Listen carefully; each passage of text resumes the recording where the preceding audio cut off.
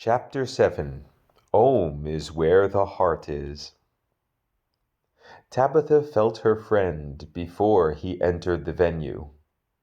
The open mic event she was running had started and her time on the stage was limited, although there were more than enough musicians to fill the spots on the list, so her time off stage and the orchestration of the night's flow of creative energies would require her full attention and focus. Yet there was something extra, and not amiss, than the usual musical creativity present on such nights. Her own attuned sense of emotional recognition, surpassing beyond the reading of others present in her environment, to the realm of knowing by being attentive to her own empathy for those she cared about, brought her an unfailing sense of something new in her world, novel, yet familiar. Her own heart was under her control, although clearly evident to anyone who knew her, hidden in plain sight. That is, until one of the best friends she ever had entered the room. Carl saw her face and was struck immediately out of his own crisis of being to be present for her. He was in her world and wanted to be support for her as she clearly needed the softness of true connection to rest her flailing soul for a moment. Her lip quivered, and her impenetrable armor of performance failed to withhold the chaotic nervousness that she had so well held at bay, and without so much as a word between them, she and Carl embraced. The hug rejuvenated her spirit, the familiar heartbeat of a dear friend, the aroma she had not forgotten, the specific warmth of his skin and breath, all combined to remind her of the greater being she was. The aching loss of her relationship began to subside, dissolved by the unadulterated love and compassion she needed, arriving without announcement to her arms. She smiled at how he did not change his position to signify an end of the embrace, but let her hold on as long as was needed, as though her wishes were calling to him, and he simply answered an affirmative. The base of such love never would be lost to envy in all the ages, nor could it be misconstrued as just a string of words altering the reader's better senses. Some intoned emotions defy logic in all forms and are only clear through the murkiness they churn into the mental apparatus. When she finally felt indulged and healed enough for the moment, she adjusted her position and slightly pushed away from him. He followed her lead and looked at her as her hand quickly wiped the droplets of sadness and relief from the corners of her eyes. "What's up, Tabby?" he asked, using a colloquialism from years earlier. "Oh, ask me again in 4 minutes." She called attention to her task of preparing the next performer with a prompt once the current performer was done with his final song. "Okay," Carl replied, understanding the message. "I'm going to get something, a cupcake or coffee or something." "A beer?" she asked. "No," he said very quickly in response, and she knew that there was something he was dealing with tonight too. Something larger than the fact that he showed up here, something other than him, somehow knowing to show up to comfort her, that was weighing on his soul. But something, he repeated. Can I get you anything? He looked over the bar to the menu on the hanging chalkboard. Do they have green tea here? They do, but it isn't loose leaf, she said, and her mood lightened up. And green tea in a bag is like frozen Indian food. It is still the good stuff, but not as good as it can be. She formed her first non-artificial smile since she arrived at the venue that night and walked toward the next performer. With the grin of a master stargazer, Carl made his way to the counter, deciding what to get and choosing to leave the tab open to get Tabitha something later. Tabitha spoke with barely muted tones to the next performer, an older, seasoned musician who was present with the respect of his experience for the words she spoke. The way she conveyed to him his expected time on stage, letting him know when he would be taking the stage, was cordial and wrote for the event, and he listened while nodding and looking at the performer, a younger gentleman with an acoustic guitar currently finishing his last song on the stage. The song ended, and Tabitha started the applause for the performance, which rippled through the rest of the audience in respect for the artistry of the performer who had the gumption of exposing his soul to the eyes, ears, and maybe hearts in the room. Criticism be damned, these people were here to share their joys with others because that was what joy wished them to do. The cityscape was more than the skyline, greater than the demographic statistics, and poorly represented by the production and distribution networks of the daily activity in the metropolis. The city had a heart that churned the hot blood of human experience, artistry, and joys inherent in such perpetually honed intentions by those unafraid or simply brave enough to show their dearest sense of self expressed in music. The love supreme channeled through the sounds with which they entranced themselves were made available to others in hopes that they could have a similar joy. That was the unhidden breath of the night. She took the stage to usher the young performer off and keep continuity among the entirety of linked performers. She introduced the older musician to the audience and then quickly scurried back into the audience, leading the audience to applause by her example. The moment of work done, she found that her secure sense of being was once again unshaken. And it was due in large part to seeing Carl make his way to an open table with a cupcake and cup of coffee, wearing an earnest smile when his eyes met her gaze. If there was any better way to spend the night she had ended her relationship, it would simply involve more music. Unifying her mind with the favored distraction, the older musician began strumming and singing to lend the air an ancient quality of new timelessness, a sound of voice capped by the times in which it existed. In what could only be music through moments of time, immediate and simple in its inexorable motion. She was not dissuaded, but rather moved to give reason for sitting near her dear friend, and she settled down to talk honestly.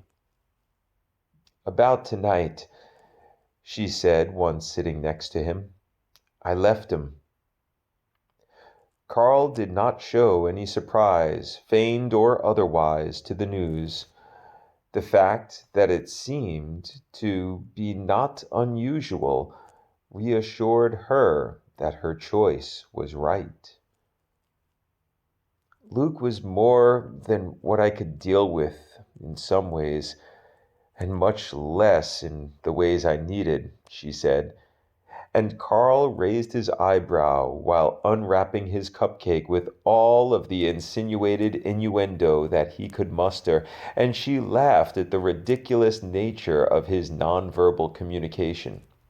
I'm being serious, though, she clarified, as though he had said a word about her comment. I thought I could just hold me and him together despite knowing that I wanted more than the kind of love he could give. No more of his sad eyes and long held lies regarding how we were destined to be together. Fated is what he had said so often as though I believed it. But I always knew I was humoring him when he talked about it and didn't really believe it. She pitched her visual attention around the room and leaned in to keep her voice from puncturing the sounds from the stage. I guess I was holding on for so long out of a wicked desperation. I mean, how much time do I have left alive, and how well can I develop another relationship in the time I have left? He offered, with gesture, some of his cupcake. No, thank you, she interjected. I mean, isn't that kinda sad that I was holding on to a boyfriend only out of, I don't know, I guess a fear that I would not be well in being without him? Why am I asking you? She pointed to his mouth full of cupcake, and he made a comical expression denoting an incredulous reaction to her last question. Don't answer. He nodded with eyebrows denoting relief. I don't know where I'm going without him, but I don't feel lost in any fields. No greater journey with or without him awaits. It is just movement, and I would rather be enthused than dulled by my partner. Carl finished his mouthful of cupcake with deliberate slowness, swallowing and gathering his thoughts to say something to her. What came to voice was, the holy madness holds the mind, yet bends when meeting the heart divine. Tabitha was thunderstruck to her core. Her breath was momentarily still as she looked at the knowing grin on Carl's lips resting below his giddy eyes. Where did that come from? I'm a romantic, you know. Not just the trite and funny, the inspired insights and ridiculousness are on my mind. I'm deeper than the comedian role, he said, and she raised her left eyebrow. I'm also having a night of epiphany, he continued. A great show at Cap City, and for the first time in a long time, no drinking. She smiled and almost instinctively leaned across the table slightly as her left hand came to touch his right forearm. At this point, there was a degree of nonverbal communication that bordered on telepathy between Carl and Tabitha. The gesture related to her statement in the past about how he became much more substantial as a thinker when he did not drink, that he was always quick-witted, but tended toward the shallow when tipsy. He recognized the touch conveyed that memory of time between them, and admitted that she was right back then, and that he should have listened to her earlier in time, because he did enjoy his own self when he was sober.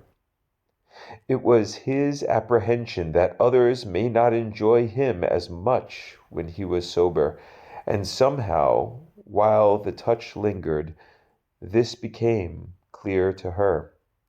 So her touch included the slight adjustment of pressure that went along with her reassuring thoughts that indeed others would find him more interesting and engaging and enjoyable if he could conjure such beautifully rendered sentiments of lyrical wonder, howling to the heavens his song and lifelong fire.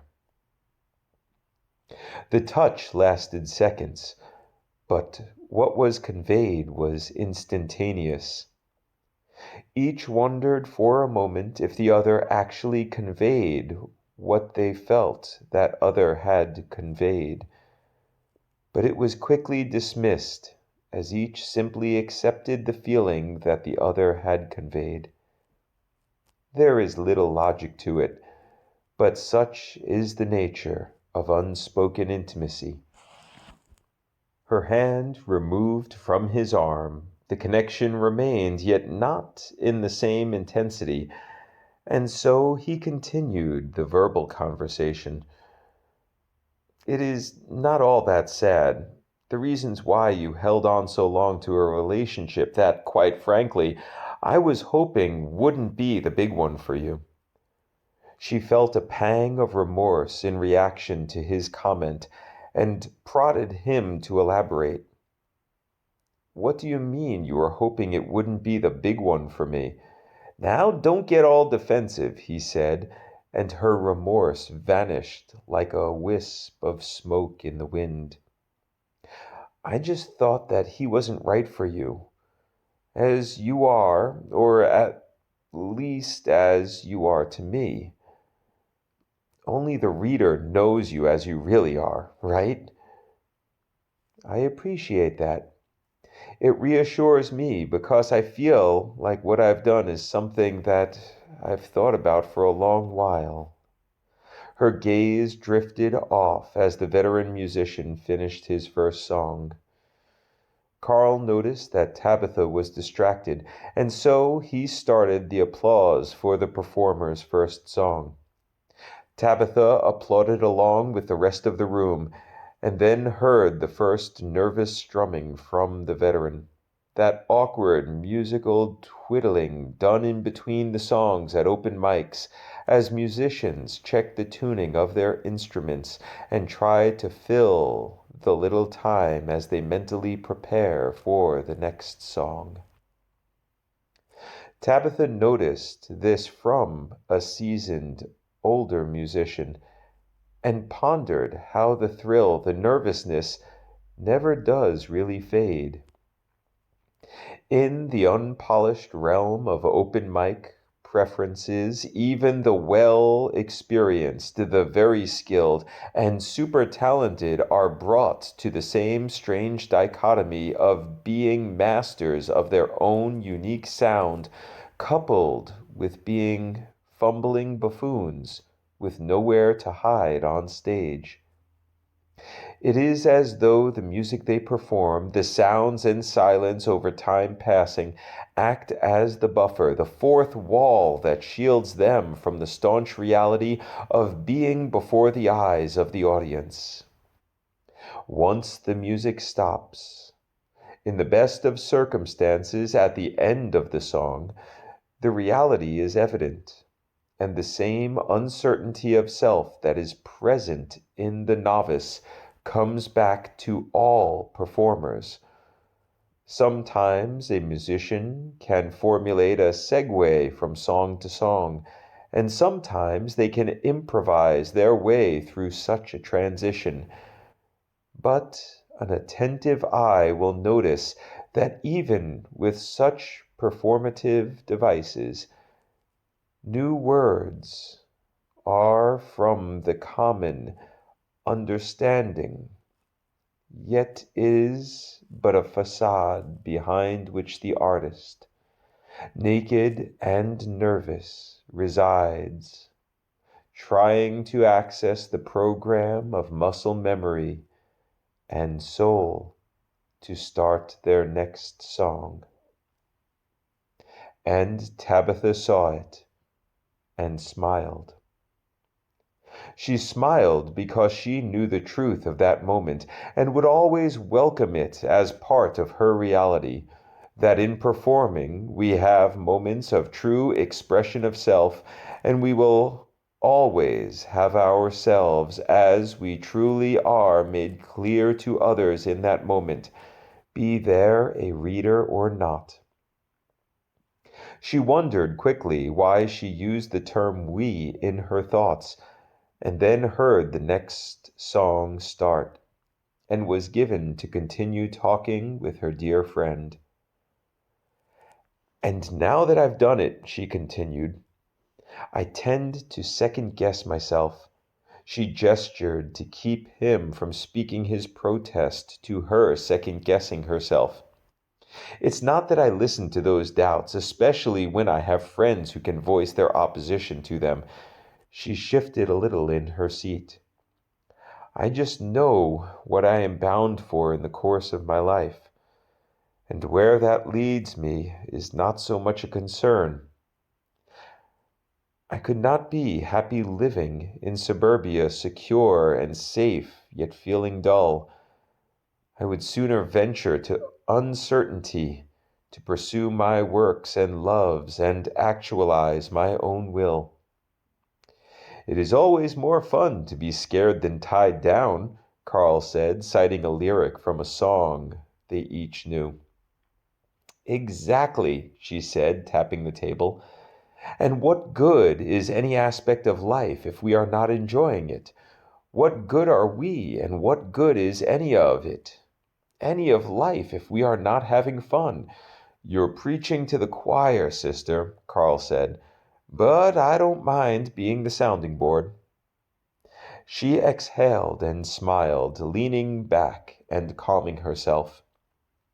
She noticed how she was feeling more certain of her choice as time passed, and wanted to touch upon a slightly different topic of conversation, one which she had an inkling Carl would want to talk about too. Do you think the reader could detect sound? She asked, and Carl's head tilted almost immediately from the shift in conversation. Years ago, Tabitha would have become nervous from such a movement, wondering what it meant, but she knew now that it was his alignment of intellectual and emotional being that caused such movement. He was happy she took the conversation there, and was in awe that she did so, specifically because he did want to talk about the concept of the reader. I think the reader can detect sound as we would experience and describe it. But how often do you hear music when you are reading? He answered with a question of his own.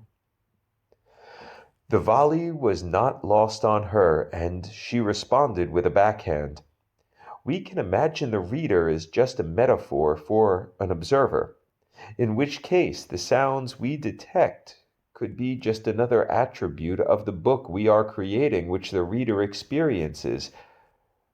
But it could also be as below, so above.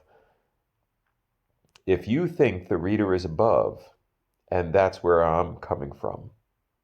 Carl leaned into the table.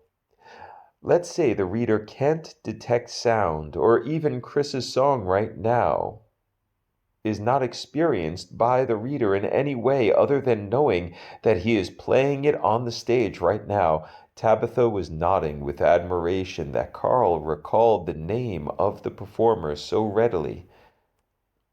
Let's say the reader cannot even know, without my saying so, that Danny's hair used to be blonde before she dyed it red, Carl said. And Tabitha smiled, knowing that Carl's mention of Danny was not random in the slightest, if one considered his emotions. Could we then really say that the reader is higher in awareness than we are? I mean, he cut himself off so that the question would be purely rhetorical. The reader may have insight into us more so than any other person has, perhaps even more than we are aware of ourselves. But if it comes at the cost of experiencing our environment, is the reader really knowing us?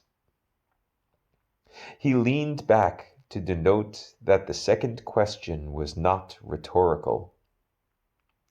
Okay, she started. On the premise that the reader is just reading our stories as we live them and not observing them in some hyper context that includes the color of Danny's hair, the sounds of Chris's song, the smell of veggie curry from the kitchen, and the dark walls with the Indian posters, not even these roughly finished rustic looking tables are something the reader is aware of without my having called attention to it. On that premise, yes, the reader would just be like you and me except for having deeper insight into us than others can have. But it isn't really deeper insight, just a different spectrum. Carl looked around, wondering if the reader was indeed observing Tabitha from a vantage other than her words, because she would will the reader to know her music in order to truly know her. Look, if the reader can know your thoughts, but not hear your music, then you are not known in total as the being you are. That is liberating, to not be known fully by the reader. But it also is depressing to not be known in total as me, she said, and could feel the desire to have a close, intimate relationship with someone, anyone. But why is it depressing? Carl asked rhetorically. This is a night of epiphany for me, and there was one thought that I had while heading here, and mind you, I did not in the slightest understand why I was heading here, but that I should just be here now. And I was heading over here, I had this thought that I would want you to know, even if the reader already knows it from having thought it. And you know what? Maybe it could help the reader, limited being that the reader might be, come to terms with the idea that there might be a different reader reading the reader's life experience as they occur. Carl, Tabitha called his attention to her. You are flowing like the Colorado after the rains. Stream of consciousness runs when I speak with you, he recalled. Always has, she endearingly responded. But what is this epiphany that you had on the way over here? He shifted in his seat. It doesn't matter if the reader knows us as we truly are, or at least it does not matter as much as those people who know us in ways that we enjoy, either because we like them or we like what they think us to be. Or both, she added.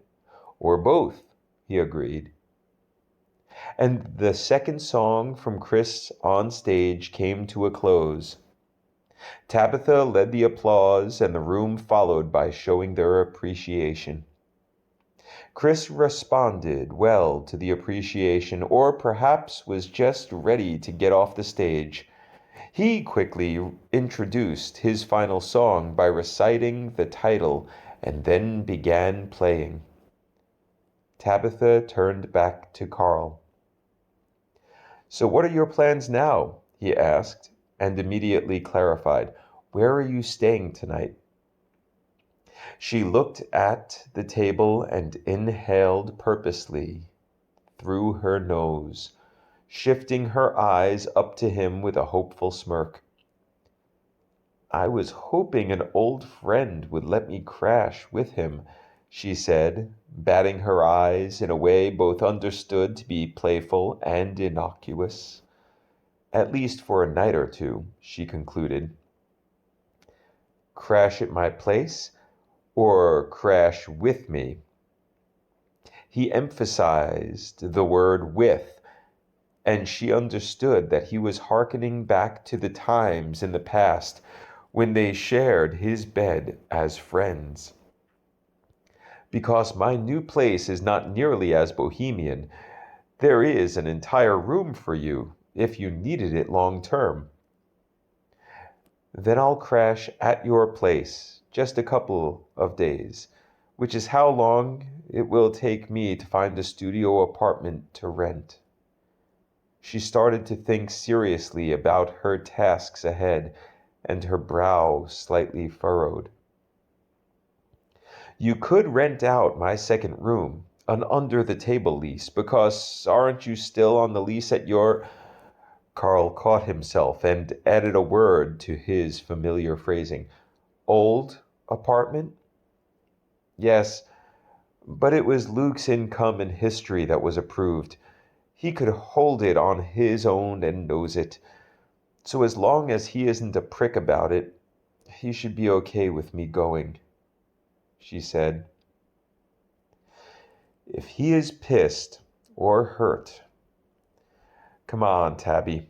You know I would be a prick in that situation. Carl noticed that she looked at him with the worried realization that he was right, and he decided to lighten the mood a little without changing his stance. And I am a much better guy than he is, right? The smarmy delivery of the question was too ridiculous to not be comical, and her worry did loosen its grip upon her heart. Micrometers better, she said. The difference between wrecking your car and wrecking your car while listening to your favorite song. Ouch, he responded, and then thought better of it.